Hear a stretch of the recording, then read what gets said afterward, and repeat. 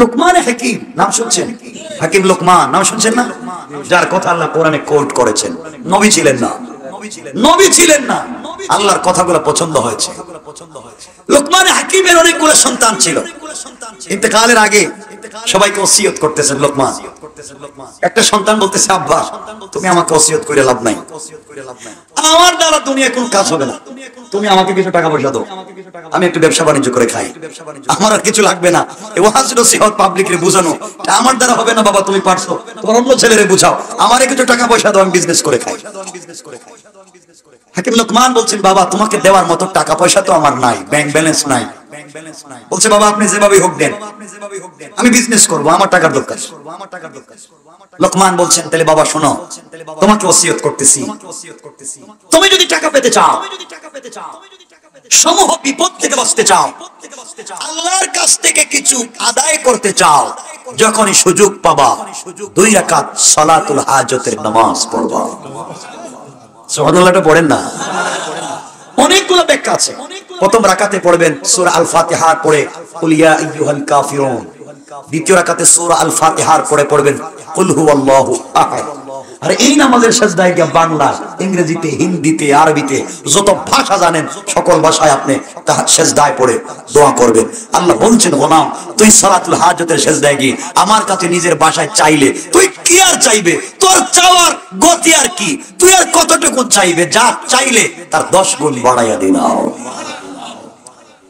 এজন্য কেমন ঘটনা দেখেন, কেমন ঘটনা দেখেন, কেমন ঘটনা দেখেন। হযরত লুকমান হাকিম সন্তানকে ডেকে বললেন, বাবা তুমি চাচ্ছ তোমাকে আমি কিছু টাকা দেই, বিজনেস করো, তোমাকে দেওয়ার মতো টাকা আমার কাছে নাই, কিন্তু বাবারে আমার একটা বন্ধু আছে অনেক দূরে সাগরের পাড়ে তার বাড়ি, তার কাছে আমি 3000 স্বর্ণ মুদ্রা পাই, 3000 স্বর্ণের টাকা পাই, তার কাছে গিয়ে তুমি টাকা এনে বিজনেস করতে পারো, আমার কোনো আপত্তি নাই, কিন্তু বাবারে ওখানে যাওয়ার আগে তুমি কঠিন কঠিন বিপদের সম্মুখীন হতে পারো, মরেও যেতে পারো, পৃথিবীতে হয়তো কোনোদিন বাঁচবে না, মরে যেতে পারো, তুমি কি পারবে ওই জায়গায় যেতে? হাকিম লুকমান বললেন, সন্তান শোনো, তোমাকে আমি ওসিয়ত করছি, টাকা আনতে যখন যাইবা ঘর থেকে বের হলে মহা বিপদে পড়ে যাবা। 1 নম্বরে বিপদ হলো বাবারে, ঘর থেকে যখন বের হবা যাওয়ার আগে 2 রাকাত সালাতুল হাজত পড়ে যাও। আমি হাকিম লুকমান বলছি, তুমি তো কঠিন বিপদের সম্মুখীন যাচ্ছ, হয়তো আর কোনোদিন ফিরে আসবে না, এই কঠিন বিপদ থেকে যদি নিজেকে বাঁচাতে হয়, ঘর থেকে বের হওয়ার আগে 2 রাকাত সালাতুল হাজত পড়ে যদি যাও, আমি বাবা বলে দিয়েছি তোমার জিম্মাদার স্বয়ং আল্লাহ। লুকমান হাকিমের সন্তান ঘর থেকে বের হলেন, বাবা বললেন, বাবারে ঘর থেকে বের হয়ে রাস্তায় যাওয়ার পরে মরুভূমি দিয়ে তোমাকে হাঁটা লাগবে, কিছু দূর হাঁটতে হাঁটতে মধ্যাহ্ন বেলা হয়ে যাবে, তোমার ঠান্ডা পানির তৃষ্ণা লাগবে, তোমার কাছে কোনো ঠান্ডা পানি থাকবে না, কারণ তোমার লুঠায়, তোমার কাছে বেগে, পাত্রে, বোতলে যে পানি আছে ওই পানি ঠান্ডা থাকবে না, মরুভূমিতে চলতে চলতে পানিটা পর্যন্ত গরম হয়ে যাবে, ওই পানি পান করলে তোমার তৃষ্ণা নিবারণ হবে না, তুমি যখন মরুভূমিতে পরিশান হয়ে যাবে, এদিক সেদিক ছুটাছুটি করবে, জিহ্বা যেন বের হয়ে যায়, পানি তৃষ্ণায় তুমি মরে যাও। এই পর্যায়ে পৌঁছে গেলে বাবা তুমি আল্লাহর উপরে ভরসা করে যেখানে সুযোগ পাইবা 2 রাকাত সালাতুল হাজত পড়ে নিবা, সালাতুল হাজত পড়ে সালাম ফিরায়া বাম দিকে তাকাবা, বাম দিকে তাকায়া দেখবা একটা জঙ্গল দেখা যায়, বাবারে মরুভূমিতে কোনো জঙ্গল নাই, তুমি যে 2 রাকাত হাজতের সালাত পড়বে, আল্লাহই বরকতে তোমার পাশে একটা জঙ্গল তৈরি করবেন। ওয়ান টাইম তুমি ওই জঙ্গলের ভিতরে ঢুকবে, ঢুকে দেখবে একটা স্বচ্ছ শক্ত পাথর থেকে ঝর্ণার মতো ঠান্ডা পানি পড়ে যায়। সুবহানাল্লাহ বললেন না? ওই জায়গায় গিয়ে নিজের মতো করে ঠান্ডা পানি পান করবে, আর তোমার বোতলে যেই পানি আছে চেঞ্জ করে তুমি ঠান্ডা পানি নিয়ে নিবে। এরপরে পথ চলা শুরু করবে, পিছনে তাকায়া দেখবে জঙ্গল আর নাই। ঠান্ডা পানি পান করবা বেশি করে, করলে তোমার ক্লান্তি চলে আসবে। ক্লান্তি যখন চলে আসবে, ঘুমের প্রয়োজন, বিশ্রামের প্রয়োজন। মরুভূমিতে কোনো গাছ নাই, যেখানেই তুমি বিশ্রাম নিবা। তুমি যখন পাগলের মতো দৌড়াবা, হঠাৎ করে দেখবা মরুভূমির মধ্যখানে একটা বট গাছ দেখা যায়। বাবা, ওই গাছের ছায়া বড় মিষ্টি, বড় মধুর ছায়া। তোমাকে সাবধান করে দিলাম, ওই গাছের ছায়ায় তুমি বসবা না। যদি বসো তোমার জন্য কঠিন বিপদ হয়ে যাবে। অবশ্যই তুমি গাছের ছায়াকে এড়িয়ে তুমি চলবা। আর বাবার একটা কথা বলে দিই, যদি তুমি দেখো গাছের গোড়ার মধ্যে কোন মুরব্বী বসে আছেন, বৃদ্ধ লোক, তোমার সঙ্গে যদি কোনোভাবে তার সাক্ষাৎ হয়ে যায়, সে যদি তোমাকে কাছে টেনে নিয়ে যায়, সে যদি তোমাকে বসতে বলে বসবা, ওই মুরব্বী তোমাকে যত কথা বলে তুমি মানবা। কারণ আমার বিশ্বাস, সেই গাছের গোড়ায় বসা যে মুরব্বী থাকবে, বৃদ্ধ লোক, সে তোমাকে কোনোদিন বিপদে ফেলে দেবে না, বরং তোমার সকল বিপদে সহযোগিতা করবে। বাবারে, তুমি ওখান থেকে চলে যাওয়ার পথে চেষ্টা করবা, এই বৃদ্ধ লোকটাকে যদি গাছের গোড়ায় পেয়ে যাও, তুমি তাকে সফরের সঙ্গী বানিয়ে দেবা। চলতে চলতে দীর্ঘ পথ যাওয়ার পরে সুন্দর একটা গ্রাম তুমি পেয়ে যাবা। ওই গ্রামে ঢুকে আমার পরিচয় দিবা, আমি লোকমান হাকিমের ছেলে। এই কথা যদি তুমি বলো, এলাকার মানুষ তোমাকে সম্মান করবে, হাদিয়া দিবে, উপহার উপঢৌকন দিবে, তোমাকে মেহমানদারি করবে। 2-4 দিন তোমাকে ওখানে রেখে দিবে, অনেক আদর করবে। কিন্তু বাবারে, 2-3 দিন থাকতে গেলে বিশ্বের সব থেকে সুন্দরী একটা মেয়ে ওই গ্রামের ভিতরে আছে। এলাকার মানুষ মিলে ওই মেয়েটাকে তোমার কাছে বিয়ে দিতে চাইবে। তুমি প্রাপ্ত যৌবনের অধিকারী একটা যুবক রে বাবা, তুমি ওই মেয়েটাকে দেখলে তুমি আকৃষ্ট হয়ে যাবা, পাগল হয়ে যাবা বিয়ে করবার জন্য। আমি বাবার ওসিয়ত হলো, অবশ্যই অবশ্যই তুমি বিয়ে করবা না, এড়িয়ে চলবা। এই মেয়েকে যদি তুমি বিয়ে করো, তোমার জিন্দেগি ধ্বংস হয়ে যেতে পারে, তুমি মরে যেতে পারো, কঠিন বিপদের সম্মুখীন হয়ে যেতে পারো। আমি বাবার ওসিয়ত, ওই মেয়েকে তুমি বিয়ে করবা না। আর সকল কাজে তুমি ওই মুরব্বীর পরামর্শ মেনে চলবা। গ্রাম থেকে যখন চলে যাইবা, কিছু দূর যাওয়ার পরে সাগরের পাড় দেখবা। ওই পাড়ের মধ্যে আমার বন্ধু থাকে, তার কাছে গিয়ে আমার কাছে আমি পাওনা টাকা তার কাছে বললে তোমাকে টাকা দিবে। কিন্তু বাবারে, আমার ওই বন্ধু টাকা দিতে গেলে একটা শর্ত আছে। শর্ত হলো তার সঙ্গে একটা রাত্র যাপন করা লাগে। কিন্তু ওই জায়গায় আমার ভয়, তুমি গেলে টাকা খুঁজলেই বলবে আমার কাছে 1 রাত্র থাকতে হবে।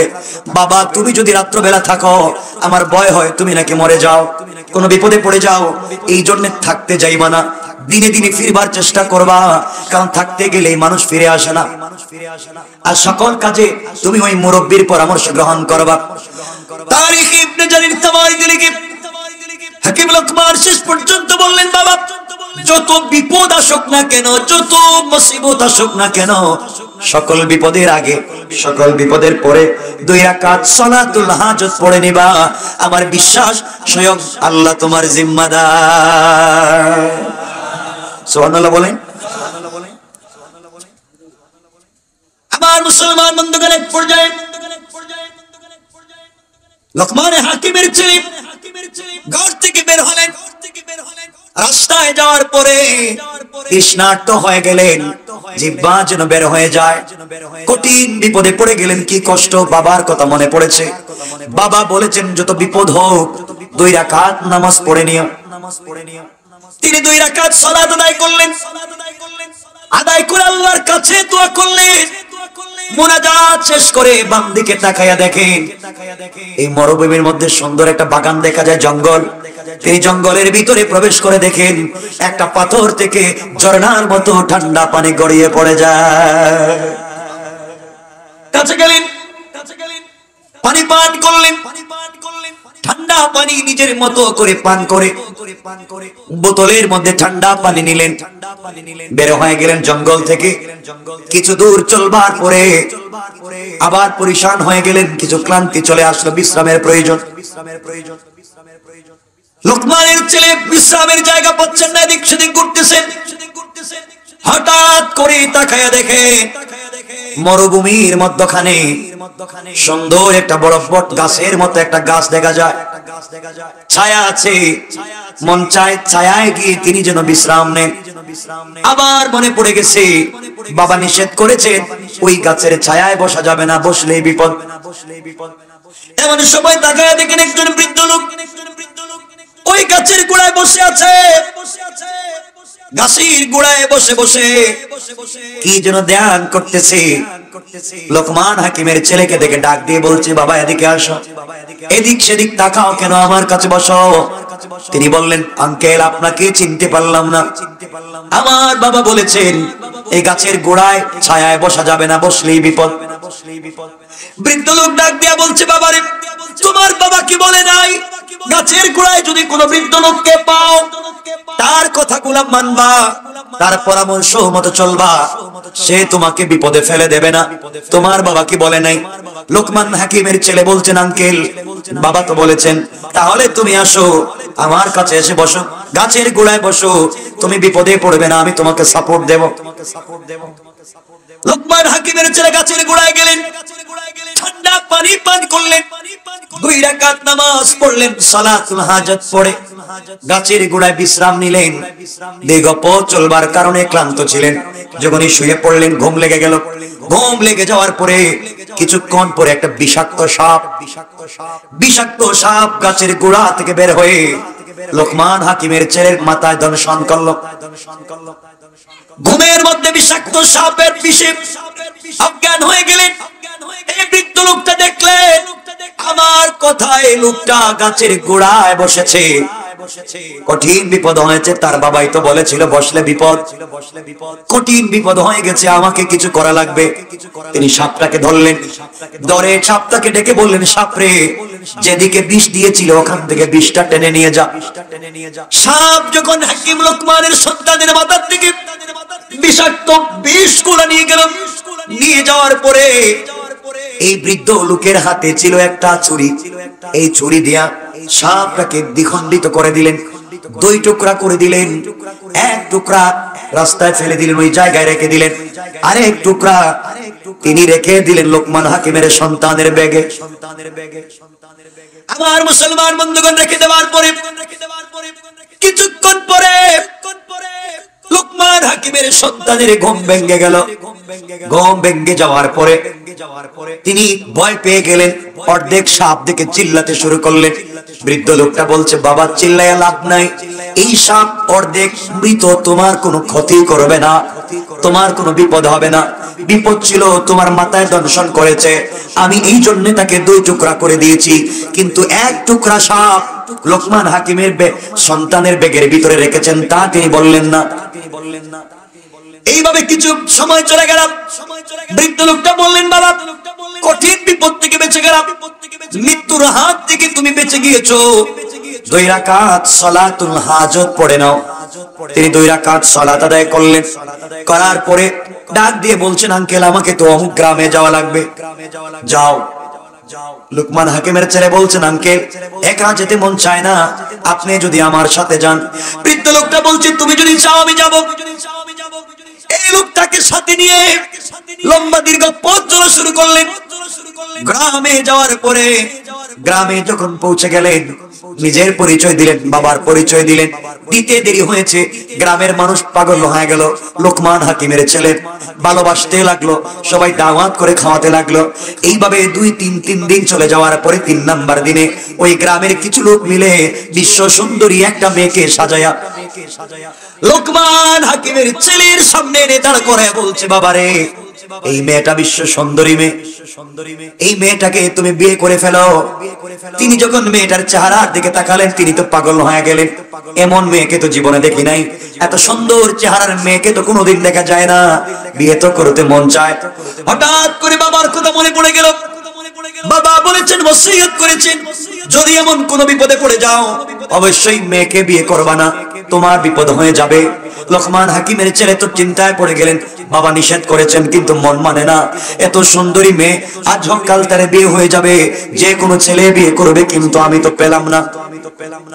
এই চিন্তা করে চতুর্থ দিনে তিনি এই বৃদ্ধ লোকটার সঙ্গে পরামর্শ করলেন, আঙ্কেল বাবা বলেছেন এমন বিপদে যদি আমি পড়ে যাই, কোন মেয়ের বিয়ের প্রস্তাব যদি আসে, আমি যেন বিয়ে না করি, করলে বিপদ। কিন্তু আমার বাবা তো বলেছেন আপনার পরামর্শ নিয়ে চলতে। আপনি বলেন তো বিয়ে করলে ক্ষতি হবে নাকি লাভ হবে? বৃদ্ধ লোকটা বললেন, বাবা তুমি বলো, তুমি কি মেয়েটার প্রতি পাগল, মেয়েটার প্রতি আসক্ত? যুবক ডেকে বললেন, আঙ্কেল আমার তো মন চায়, এই মেয়েকে বিয়ে করতে মন চায়। বৃদ্ধ লোকটা বললেন, মন যদি চায় বিয়ে করে নাও। লোকমান হাকিমের ছেলে বলছেন, আঙ্কেল কিন্তু বাবা তো বলেছেন বিপদ আছে। বৃদ্ধ লোকটা বললেন, বিপদ তো আসবে জানি, কিন্তু বিয়ে করার আগে পরে 2 রাকাত করে সালাতুল হাজত তুমি পড়ে না। সুবহানাল্লাহ পড়েন না? সংক্ষেপ কথা, বিয়ে হয়ে গেল। বিয়ে হয়ে যাওয়ার পরে এই বৃদ্ধ লোকটার সঙ্গে যখন পথ চলা শুরু করলেন, কিছু দূর যাওয়ার পরে শোনেন গ্রামের লোকেরা তাকাইয়া বলে, এই যে ছেলে। তিনি বলেন, আমি কোন ছেলে, কি হয়েছে? সবাই ডাক দিয়ে বলছে, যুবক রে, তোমার আগে এই মেয়েটার সঙ্গে আরো 10টা ছেলের বিয়ে হয়েছে। তোমার আগে এই মেয়ের সঙ্গে আরো 10টা ছেলের বিয়ে হয়েছে। বাসর রাত্রে, ফুলসজ্জার রাত্রে সকল ছেলেরা পর্যায়ক্রমে এই মেয়ের বাসায় ঘরে গিয়েছে।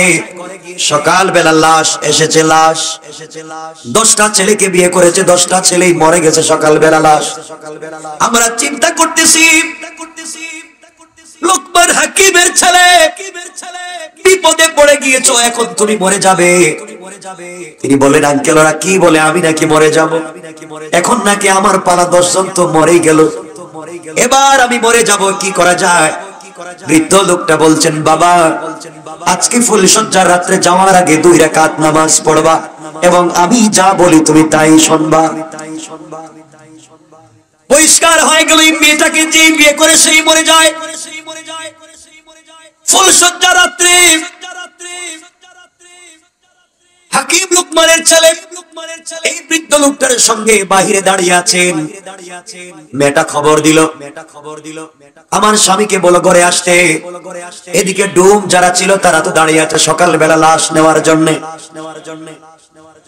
আমার বন্ধুগণ, হাকিম লোকমানের ছেলে বলতেছেন, আঙ্কেল বিস্তার নাই, রাত্রবেলা তো মরে যাব, আমার খবর বাবার কাছে পৌঁছে দিও। বাবা বলেছিলেন বিয়ে না করতে, ওসিয়ত মানি নাই, বিপদে পড়ে গিয়েছি, কিন্তু মনে আছে বাবা বলছেন যত বিপদ হোক 2 রাকাত নামাজ পড়তে। আমি পড়ে দিচ্ছি, কি করা যায়? 2 রাকাত নামাজ শেষ করলেন।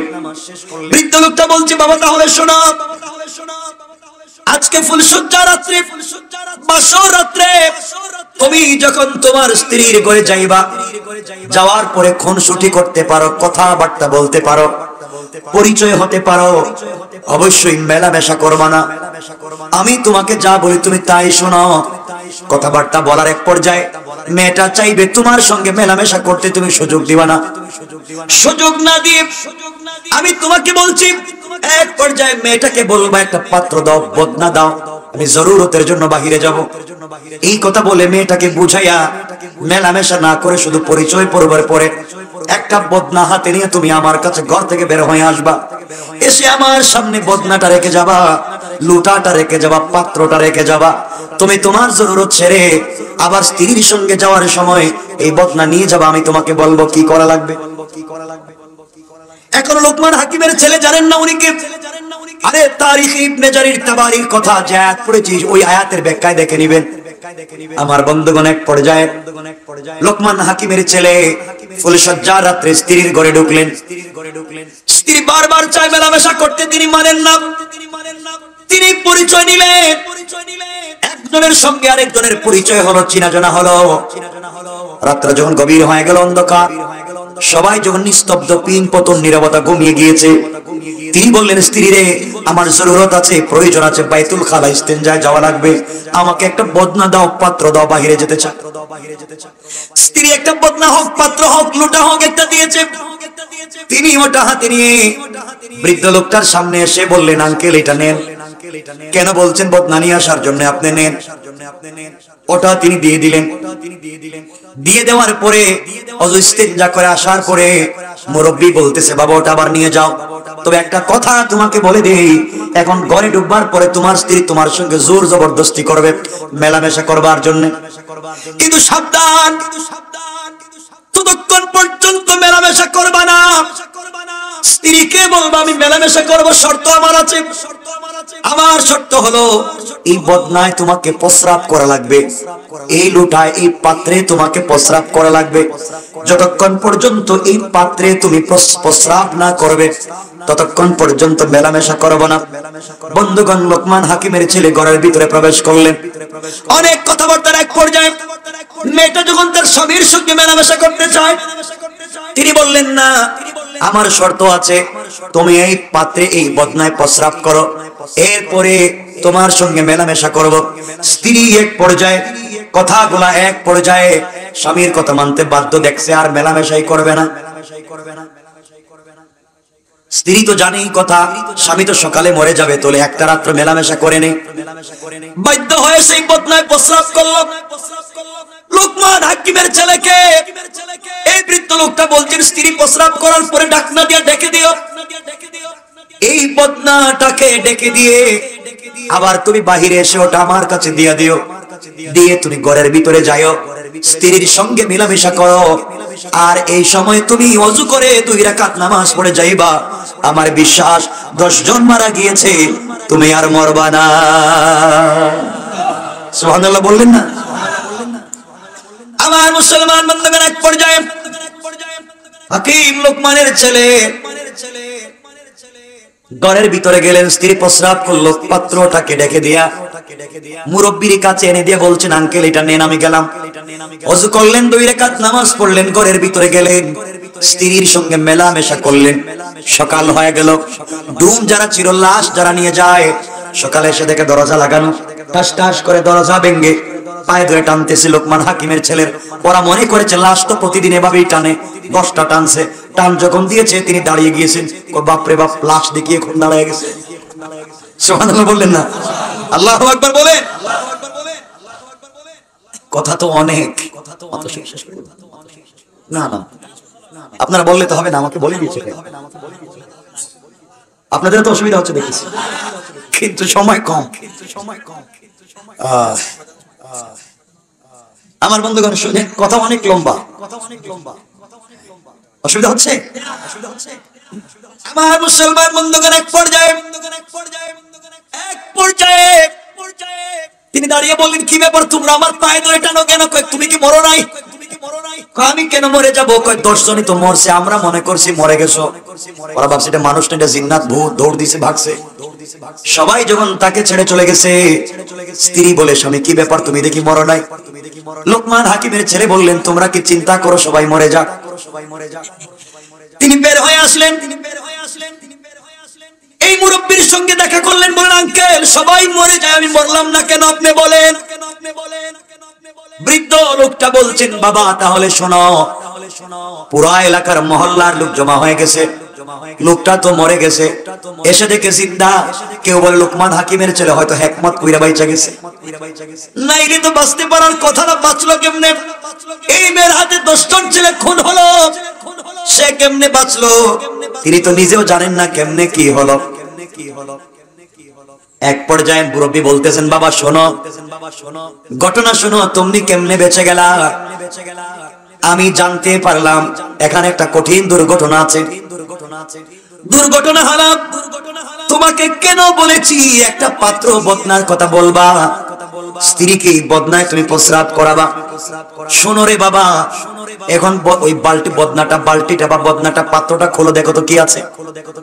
লোকমান হাকিমের ছেলে খুললেন, খুলে দেখেন 2টা আস্ত সাপ আর একটা কাটা সাপ। আশ্চর্য হয়ে গেলেন, কি ব্যাপার আঙ্কেল?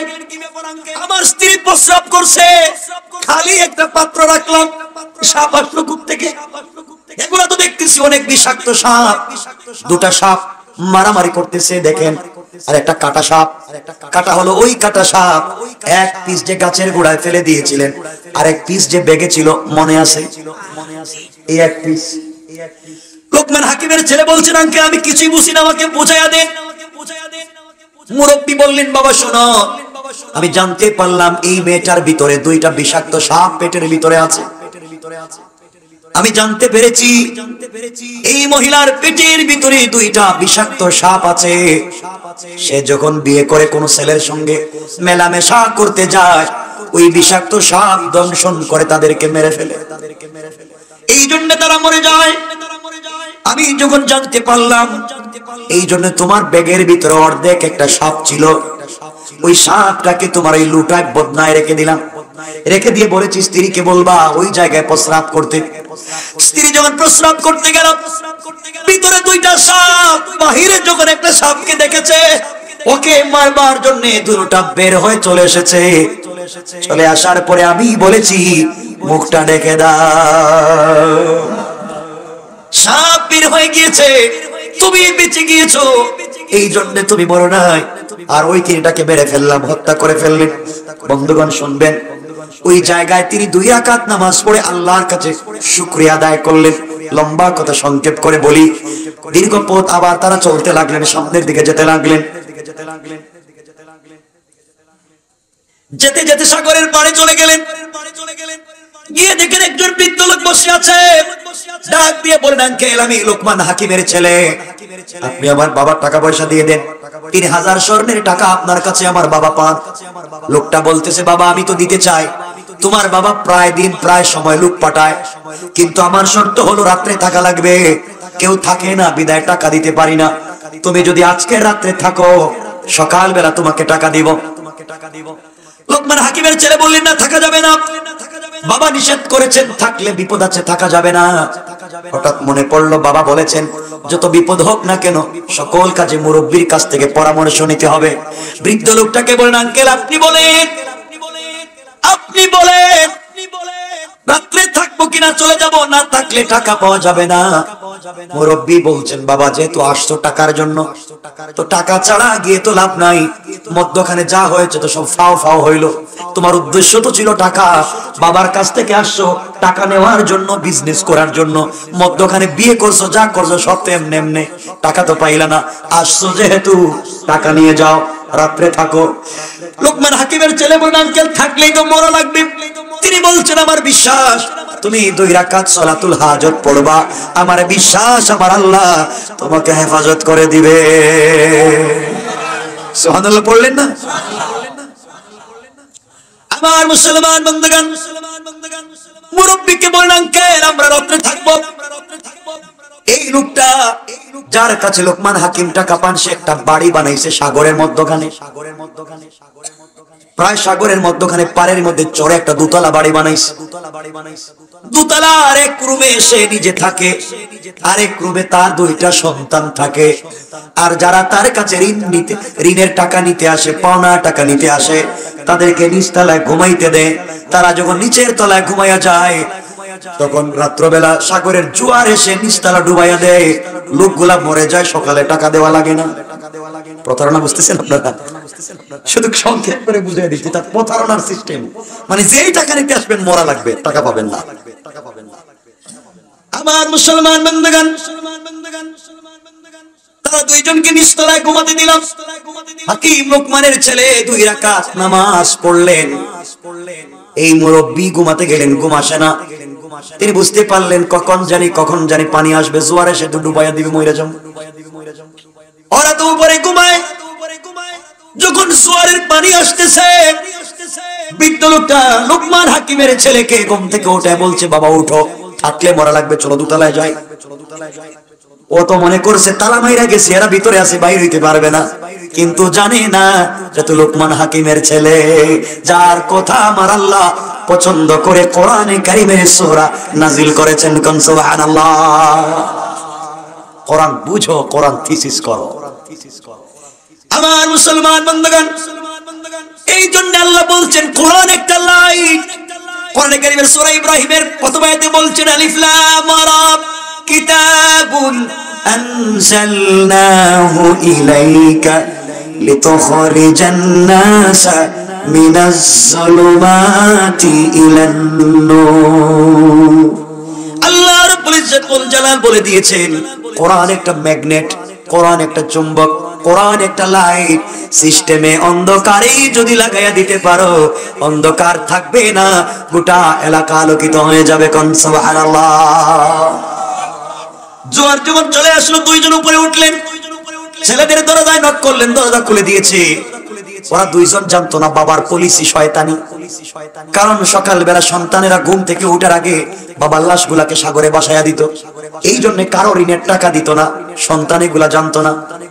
দুইজন লোক যখন উপরে উঠে গেল, দরজায় নক করেছে, দুই ভাই দরজা খুলে দিয়েছে। কি ব্যাপার, আপনারা আসছেন কেন? বাবা, নিচে ঘুমাইতে পারি না, কখন জোয়ারের পানি চলে আসে, তোমরা দুই ভাই যে রুমে ঘুমা আমাদেরকে আজকে রাতে থাকতে দাও।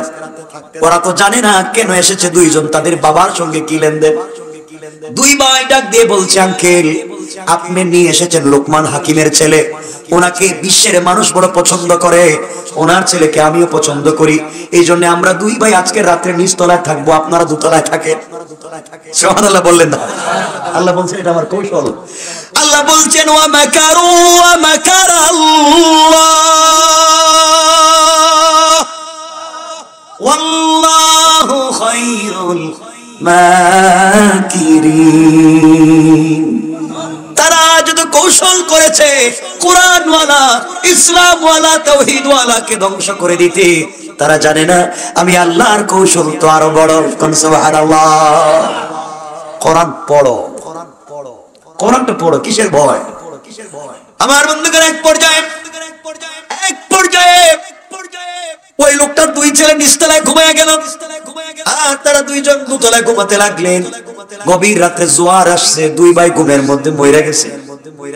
সকালবেলা ওই লোকটা ঘুম থেকে উঠে আগে ছেলেদের দরজায় তালা মারছে যেন বাইরে হইতে না পারে। আসলে জানে না ভিতরে ছেলে নাই, দুইজন পথিক শুয়ে আছে। নিচের রুমে আসছে মুসাফির দুইজন লোকমান হাকিমের ছেলে, আর ওই বৃদ্ধ লোকটার লাশ সাগরে ভাসায়া দেওয়ার জন্য দরজা খুলে দেখে তার ছেলে। আল্লাহ বলছেন কৌশল করছিলে আরেকজনকে মারবে, আমি আল্লাহ তো কৌশল তোর উপরে দিলাম, শয়তানি করিস না। আমার বন্ধুগণ কষ্ট পাইল, দোতলায় গেলাম, দোতলায় গিয়ে দেখে নক করেছে, তালা খুলেছে, খুলে দেখে লোকমান হাকিমের ছেলে আর মুরব্বী। আপনারা এখানে কেন? আপনার টাকা দেয়া লাগবে, আজকে শয়তানিতে কাজ হবে না। ছেলেও দুইটা গেছে, টাকাও দেওয়া লাগবে, সব শয়তানি বুঝে ফেলছি। বিপদে পড়ে গেছে, দেখছে সারা জিন্দেগি ঠকাইলাম, একদিন তো ধরা পড়ে গেলাম। এই জন্য পাবলিককে ঠকাবেন না, হুজুরদেরকে গালি দিবেন না, আলেম ওলামার বিরুদ্ধে আন্দোলন করবেন না, আল্লাহ যেদিন ধরবেন তো আর ছেড়ে দিবেন না। কথা বুঝেন আমার? টাকা নিলেন, টাকা ঠিক মতো 3000 স্বর্ণ মুদ্রা দিল, নেমে আসলেন, 2 রাকাত সালাতুল হাজতের নামাজ পড়লেন। রাস্তায় আসার পরে মুরব্বী বলতেছেন, বাবা চলে যাও বাড়িতে, আমি আর তোমার সঙ্গে যাব না, তোমার রাস্তার সফরের জন্য আমি তোমার সহযোগী ছিলাম, আমি আর যাব না। এখন তুমি একা একা চলে যাওয়ার কথা হলো, রাস্তায় যা পাইলা আমি তো তোমাকে সহযোগিতা করলাম, কি তুমি নিবা কি আমাকে দিবা, বাট করো। লোকমান হাকিমের ছেলে বলেন, আঙ্কেল আপনাকে পেয়ে তো আমি বেঁচে গেলাম, সকল কাজে আপনি সহযোগিতা করেছেন, 3000 স্বর্ণ মুদ্রা আপনি নিয়ে নেন, আমি আমার বউ নিয়ে বাড়িতে যাই। আমি শুধু আমার বউ নিয়ে বাড়িতে গেলেই চলবে, আপনি টাকাটা নেন। মুরব্বী বলছে, বাবা তুমি যদি আমাকে টাকা দাও, তোমার সফরের মূল উদ্দেশ্য ছিল টাকা, বাবার কাছ থেকে এসেছো টাকা নিয়ে বিজনেস করবা, তুমি আমাকে টাকা দিলে তুমি কেমনে চলবা, টাকাটা কয় তাহলে অর্ধেক নেন। মুরব্বী বলছেন, বাবা বউ তুমি নিয়ে যাও, টাকাও সবগুলা তুমি নিয়ে যাও, আমার টাকাও লাগবে না, পয়সাও লাগবে না, কিছুর ভাগ চাই না, তোমার কাছে একটা ওসিয়ত করে যাই, বাড়িতে গিয়ে তুমি তোমার বাবার কাছে আমার পরিচয় দিয়ে সালামটা জানাইয়া দিবা। এবার লোকমান হাকিমের ছেলে ডাক দিয়ে বলেন, আঙ্কেল আপনার পরিচয়টা তো জানলাম না, কিসের পরিচয় দিব বাবার কাছে? এমন সময় মুরব্বী বলতেছেন, যুবক তুমি শুনো, আমার পরিচয় জানো না, আমি হলাম মালাইকাতুল্লাহ, আল্লাহর একজন রহমতের ফেরেশতা। তুমি যে ঘর থেকে বের হওয়ার সময় 2 রাকাত সালাতুল হাজত পড়েছিলে, আল্লাহ আমাকে তোমার পাহারাদারির জন্য নিযুক্ত করেছিলেন, আর তোমার বাবা দোয়া করেছিলেন এই যেন ফেরেশতাটা মানুষের সুরত ধরে তোমাকে হেফাজত করে, এই জন্য পুরা রাস্তা তোমার 2 রাকাত সালাতুল হাজতের বিনিময়ে আমি পুরা রাস্তা তোমার জিম্মাদার হয়ে গিয়েছিলাম। কোন সুবহানাল্লাহ। বুঝাতেই চাইছিলাম এর ফজিলত। বুঝতে পারতেছেন আমার কথা? সুতরাং তুমি তোমার বাবার কাছে গিয়ে আমার পরিচয় দিবে।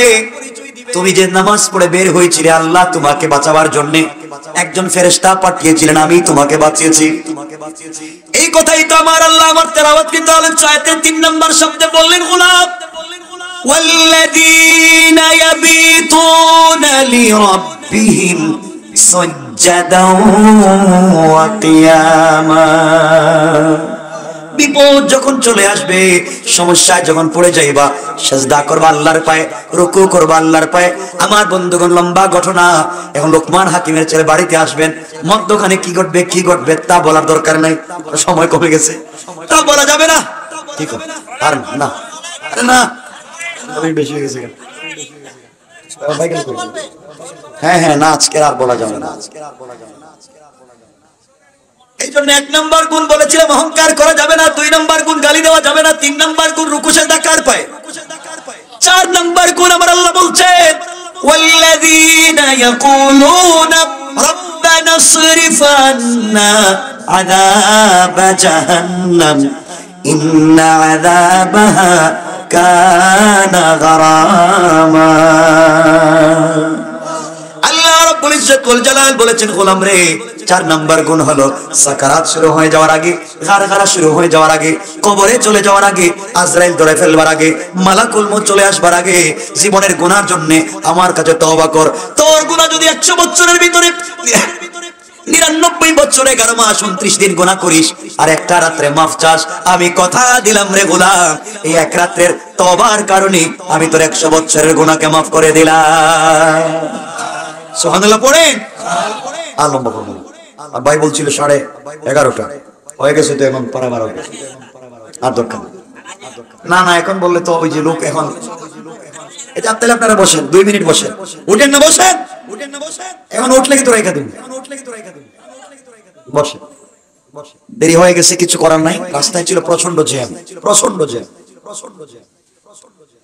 আমার বন্ধুগণ, লোকমান হাকিমের ছেলের কথা বলতেছিলাম। এখন আসেন 4 নম্বর গুণ, যত বড় অপরাধী হন মাফ করবেন কে?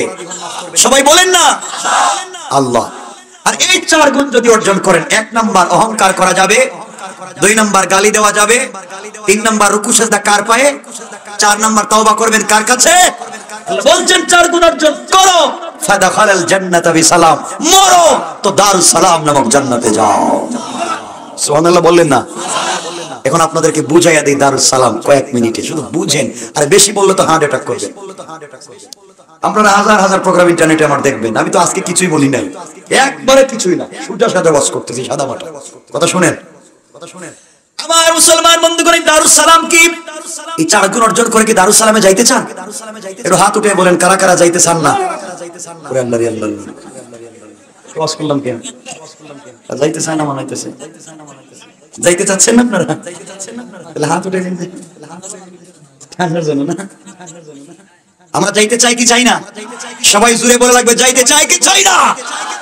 চান? তাহলে শোনেন, এই দারুস সালামটা কি বুঝাইয়া দিই, যাইবেন তো পরে, আমল করেন তো যাইবেন, দারুস সালামটা বুঝাইয়া দিই। আর এটা কোন জান্নাত? যে জান্নাতে নিজে আল্লাহ গাছ লাগাইছেন, গাছ নিজের হাতে। আরে আল্লাহ তো নিজের কুদরতের হাতে গাছ লাগাইছেন তোমার আর আমার জন্য। কিয়ামতের কঠিন ময়দানে হিসাব নিকাশের পরে জান্নাতীরা যখন জান্নাতে চলে যাবে, জাহান্নামীরা যখন জাহান্নামে চলে যাবে, কথাগুলো দিল দিয়ে শুনো কয়েক মিনিট। এমন সময় জান্নাতীদেরকে আল্লাহ সম্বোধন করে বলবেন, জান্নাতীরা বলো, আমি আল্লাহ কোরআনে কারীমে জান্নাতের বর্ণনা দিতে গিয়ে যত নাজ নেয়ামতের কথা বলেছিলাম, জান্নাতে আসার পরে কি তোমরা তা পেয়েছো? সমস্ত জান্নাতীরা এক বাক্যে বলবে, আল্লাহ তাআলা আপনি কোরআনে যত নিয়ামতের কথা বর্ণনা করেছে, জান্নাতে আসার পরে তার চাইতে 97 গুণ বেশি পেয়েছি। সুবহানাল্লাহ, তো আসতে বলেন আল্লাহু আকবার। কত গুণ বেশি? আল্লাহ ডাক দিয়ে বলবেন, জান্নাতীরা আর কিছু চাবে কি? মনে কি চায় আর কিছু চাও? জান্নাতীরা বলবে আল্লাহ আপনি কি বলেন, 97 গুণ বেশি পাইছি, যা চাই নাই তাই পাইছি, এখন আবার কি চাইবো? আল্লাহ বলবেন খুঁজে দেখো আর কিছু চাওয়ার আসেনি। সাধারণ জান্নাতীরা জবাব দিতে পারবে না, কারণ সাধারণ জান্নাতীরা দুনিয়ায় ইবাদত করে জান্নাত পাওয়ার জন্য, তারা তো জান্নাত পাইছে আর কি চায়। সাধারণ জান্নাতীরা জবাব দিবে না। সমস্ত জান্নাতীরা মিলে উলামায়ে কেরামের কাছে যাবেন, মোল্লা মৌলভীদের কাছে যাবেন, আর বলবেন হুজুর আপনাদের ওয়াজ শুনে শুনে জান্নাত পর্যন্ত আসলাম, আল্লাহ যত নিয়ামতের কথা বলেছেন তার চাইতে 97 গুণ বেশি পাইলাম। এবার আল্লাহ বলছেন আর কিছু চাবো কি? আমরা জানি না, আর কিছু চাওয়ার আছে কি আপনারা বলেন। এবার উলামায়ে কেরাম আল্লাহকে ডাক দিয়া বলবেন আল্লাহ তাআলা দুনিয়ায় ইবাদত করেছি, জান্নাত পাওয়ার জন্য ইবাদত করি নাই। আয় আল্লাহ তাআলা জান্নাতে এসেছি, জান্নাতের নাজ নিয়ামত পেয়েছি, জান্নাতের আঙ্গুর আপেল পেয়েছি, জান্নাতের হুর গিলমান পেয়েছি, জান্নাতের বিল্ডিং বালাখানা পেয়েছি। আয় আল্লাহ তাআলা এগুলোর জন্য দুনিয়ায় ইবাদত করি নাই। মুনিব দুনিয়ার জমিনে যথেষ্ট আঙ্গুর আপেল ছিল, দুনিয়ার জমিনে যথেষ্ট সুন্দরী নারী ছিল, দুনিয়ার জমিনে যথেষ্ট বিল্ডিং বালাখানা ছিল, ঠান্ডা রাত্রে সবগুলাকে ফেলে দিয়েছি, সবগুলাকে ফেলে দিয়ে গভীর রজনীতে তোমাকে না দেখে তোমার কুদরতের পায়ে সিজদায় পড়ে ডাক দিয়া বলেছি আল্লাহ, তোমাকে না দেখে তোমার কুদরতের পায়ে সিজদায় পড়ে কান্না করেছি। আয় আল্লাহ জান্নাতের জন্য না, জান্নাত তো পাইলাম, জান্নাতের নিয়ামত পাইলাম, হুর গিলমান পাইলাম, আল্লাহ এত কিছু চাই না। আয় আল্লাহ তাআলা জান্নাত তুমি নিয়ে নাও, ওই জান্নাতের প্রয়োজন নাই যেই জান্নাতে আসলে আমার আল্লাহকে দেখা যায় না। সুবহানাল্লাহ বলেন। আয় আল্লাহ আমরা তো ইবাদত করেছি তোমার দিদার লাভ করার জন্য, তোমার দিদার ছাড়া তো আর কিছু চাই না, সব পেয়েছি, তোমার দিদার পাই নাই, এই জান্নাতের কোনো প্রয়োজন নাই।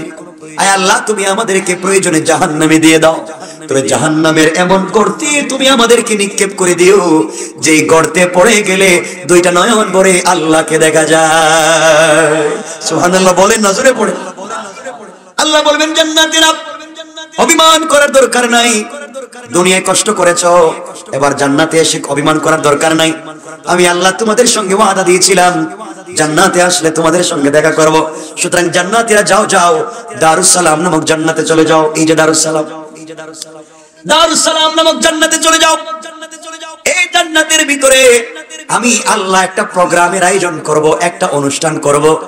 এই অনুষ্ঠানে আমি আল্লাহ হামদ পরিবেশন করার জন্য ইনভাইট করব ইসরাফিল আলাইহিস সালামকে, বিশেষ অতিথি হিসেবে দাওয়াত করব পয়গম্বর দাউদ আলাইহিস সালামকে, প্রধান অতিথি হিসেবে দাওয়াত করব আমার নবী আপনার নবী বিশ্ব নবী মুহাম্মদ রাসূলুল্লাহকে, আর সভাপতিত্ব করবেন স্বয়ং আল্লাহ।